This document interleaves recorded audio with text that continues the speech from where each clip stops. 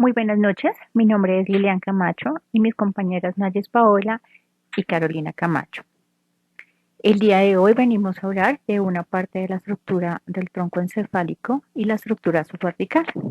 Vamos a explicar primero que todo qué es el bulbo raquídeo, que es una parte que se encuentra dentro de la estructura del encéfalo, del tronco encefálico. El bulbo raquídeo se encuentra en la médula y la protuberancia anular se localiza a la altura del orificio occipital entre la cabeza y el cuello. Por su interior circulan todas las vías que van desde el cerebro hacia la médula. Contiene tres centros importantes: el centro respiratorio, el centro vasomotor y el centro del vómito. En su interior existen varios núcleos de los nervios craneales. El bulbo raquídeo es visible en tres partes. Encontramos las pirámides vulvares y decusación piramidal. Es allí donde se localizan las haces de fibras nerviosas que conectan la corteza con el bulbo y la espina dorsal. En esta zona es donde se conecta el cerebro con el resto del organismo enviando información motora. También encontramos las lemniscos y decusación lemniscal. Son heces de fibras nerviosas que transmiten la información entre encéfalo y concretamente al tálamo y médula espinal, pero la información principal es de tipo sensorial. También encontramos el complejo olivar, que es una estructura situada en el tronco del encéfalo, estando también parte de la protuberancia y la parte en el bulbo raquídeo.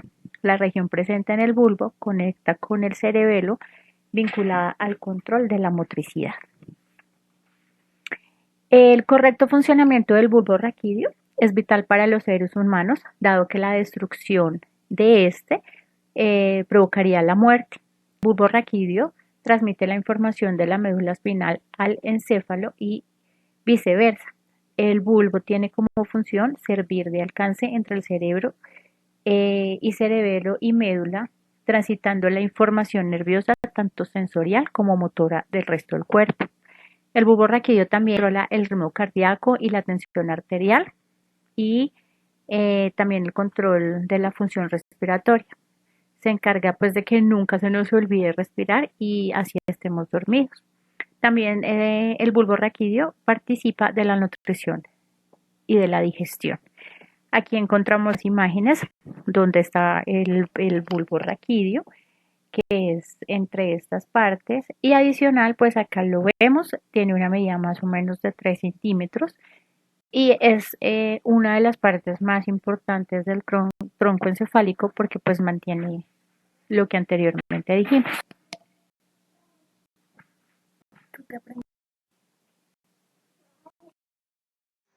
El puente o ponte troncoencefálico es una región del tronco del encéfalo que en los humanos se encuentra en la zona inferior del mesencéfalo, frente al cerebelo y directamente encima del bulbo raquídeo.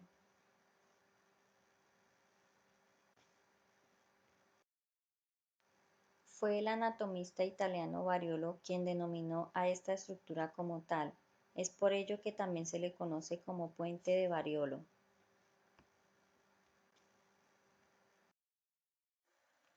Posee funciones muy diversas y se implica en acciones numerosas desde las expresiones faciales hasta aspectos relacionados con el sueño. Funciona como un centro conector que interviene en el funcionamiento general del sistema nervioso. Las lesiones que pueden ocurrir en esta zona son normalmente causadas por problemas vasculares, así como tumores o traumas, aunque diferentes enfermedades también pueden afectar su funcionamiento, como la enfermedad de Parkinson o el Alzheimer. El síndrome de Miller-Gubler es una enfermedad provocada por una lesión en el puente inferior.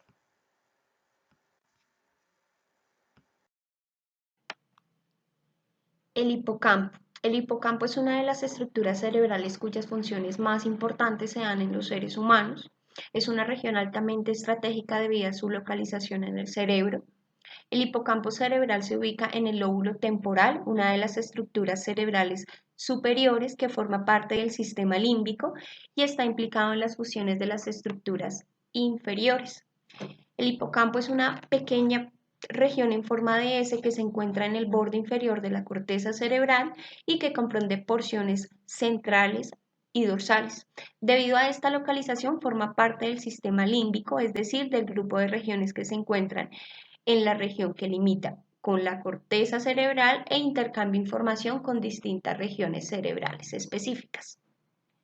Sus principales funciones son la formación de nuevos recuerdos, es decir, la memoria, y la orientación espacial. Esta se ubica en el lóbulo temporal, una de las estructuras cerebrales superiores. Está la memoria semántica y está la memoria episódica. La memoria semántica hace referencia al conocimiento del mundo y la memoria episódica es la habilidad cognitiva para recordar experiencias personales, autobiográficas. En cuanto a las enfermedades o las patologías, en caso que llegue a pasar algo en el hipocampo, las lesiones en el hipocampo producen una serie de síntomas, la mayoría de ellos relacionados con la pérdida de memoria y sobre todo pues la disminución de la capacidad del aprendizaje. Esta relación se hace mucho más notoria en enfermedades neurodegenerativas como el Alzheimer. Esto sucede a causa de la muerte masiva de las neuronas en la región cerebral. En la estructura subcortical encontramos la amígdala, que es un conjunto de núcleos de neuronas localizadas en la profundidad de los lóbulos temporales, tradicionalmente relacionada con el sistema emocional del cerebro. Esta amígdala, como la vemos en las imágenes, es muy parecida a una almendra. Tiene un funcionamiento complejo y participa en una gran variedad de funciones, pero se destaca por su papel en el procedimiento emocional, principalmente el miedo, pero también participa en la memoria y en la toma de decisiones.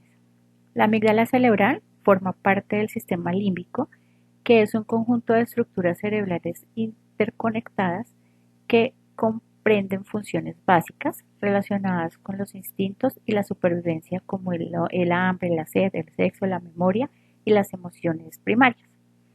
Una estimulación de la amígdala provoca una emoción intensa, principalmente el miedo o la agresión, al igual que si ésta se daña o se extrae, se produce una sumisión y aplastamiento afectivo. La amígdala tiene como meta mantener nuestra supervivencia, haciéndonos estar más atentos de nuestro entorno y así poder reaccionar ante los eventos de forma adaptativa.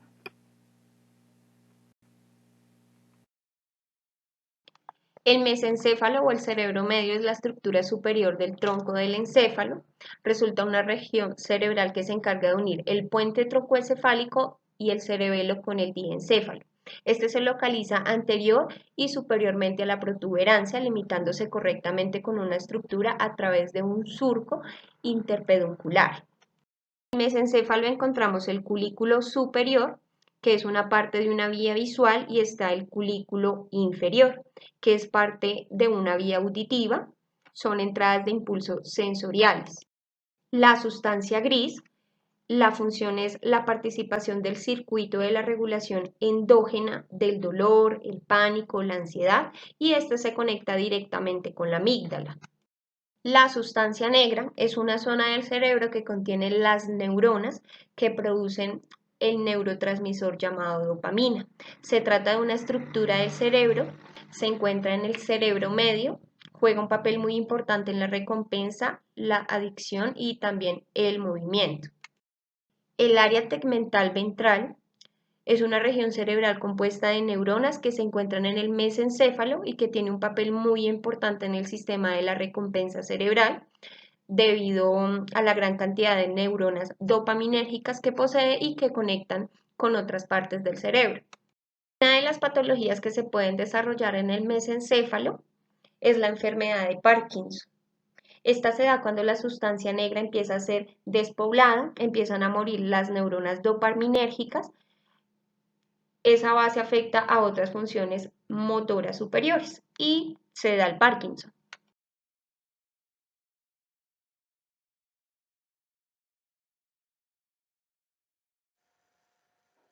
El cerebelo, de latín cerebro pequeño, es la segunda parte más grande del encéfalo y pesa entre 150 y 180 gramos aproximadamente.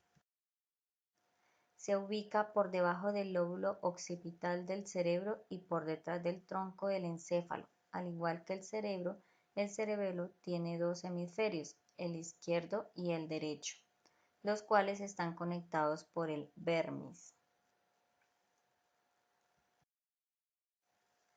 La principal función del cerebelo es mantener la postura y el equilibrio cuando saltamos a un lado, nos estiramos hacia adelante o giramos súbitamente. Actúa en la conservación de tono muscular e interviene y regula los movimientos automáticos y voluntarios. Un ejemplo como lo observamos en la imagen.